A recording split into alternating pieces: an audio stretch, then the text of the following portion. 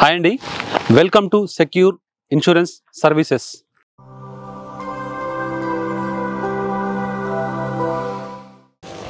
Hi అండి. So ఈ మధ్య కాలంలో జరిగినటువంటి ఒక సంఘటనని మీతో షేర్ చేసుకోవడం కోసం ఈరోజు నేను మీ ముందుకు వచ్చాను. సో ఒక కస్టమర్, నాకు సంబంధించినటువంటి ఒక క్లయింట్ ఎవరైతే ఉన్నారో తనకి రెగ్యులర్గా నేను ఇన్సూరెన్స్లు అనేది అన్ని వెహికల్స్కి నేనే ఇన్సూరెన్స్ చేస్తాను. సో తను రీసెంట్గా ఒక ప్రీ ఓన్డ్ వెహికల్ అయితే పర్చేజ్ చేయడం జరిగింది. సో అలా ప్రీ ఓన్డ్ వెహికల్ పర్చేజ్ చేశాక తను వెంటనే ఆర్సీలో తన పేరుని ట్రాన్స్ఫర్ చేయించుకోవడం జరిగింది.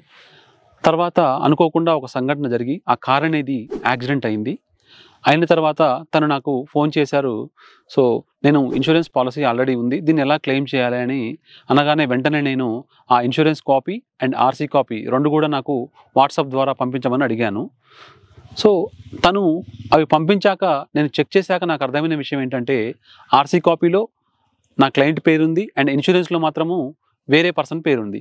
అదేంటి సార్, ఇన్సూరెన్స్లో పేరు వేరేలా ఉంది, ఆర్సీలో వేరే పేరుంది అన్నప్పుడు తను నాతో చెప్పిన విషయం ఏంటంటే, ఇది నేను ప్రీ ఓన్లో పర్చేజ్ చేశాను, సెకండ్ హ్యాండ్లో పర్చేజ్ చేశాను, ఎలాగో ఇన్సూరెన్స్ ఉంది కదా, సో దాని మీదనే నడిపిద్దాము, దాంతోనే నేను కంటిన్యూ అవుదామని చెప్పేసి ఆర్సీలో నేమ్ ట్రాన్స్ఫర్ చేయించానని చెప్పారు.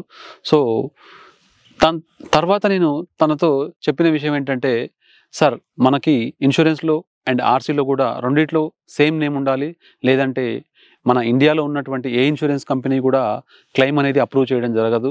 సో ఖచ్చితంగా ఇన్సూరెన్స్లో నేమ్ ట్రాన్స్ఫర్ అనేది చేయాలి సార్, లేదంటే పాలసీ అనేది మనకి ఎట్టి పరిస్థితుల్లో వ్యాలిడ్ కాదు అని చెప్పడం జరిగింది. నేను చెప్పినట్టుగానే తనకి ఆ క్లెయిమ్ అనేది రిజెక్ట్ అయిపోయింది. సో మీరు ఇలాంటి చిన్న చిన్న తప్పులు చేసి మీ ఇన్సూరెన్స్ని, ఆల్రెడీ ఇన్సూరెన్స్ ఉన్నా సరే మీరు దాన్ని నిరుపయోగంగా పక్కన పడేసే విధంగా కాకుండా ఒక బాధ్యతతోని మీరు వాటిని ఇన్సూరెన్స్లో నేమ్ ట్రాన్స్ఫర్ అనేది చేయించండి. సో దట్ మనకి ఫర్దర్గా ఎలాంటి యాక్సిడెంట్ కానీ ఎలాంటి ఇన్సిడెంట్ కానీ అనుకోని సంఘటన ఏదైనా జరిగినప్పుడు మనకి యూజ్ అవుతుంది. ఇలాంటి మరిన్ని విషయాలు మీరు తెలుసుకోవడం కోసం మీకు ఎటువంటి డౌట్స్ ఉన్నా సరే మీకు కింద కామెంట్స్ రూపంలో మెన్షన్ చేయండి. మీ డౌట్స్ అన్నీ క్లియర్ చేస్తాను. మరొక వీడియోతో మీ ముందుకు వస్తాను. Thank you. సో ఇదండి ఈరోజు మనం మాట్లాడుకునే topic. Thank you so much.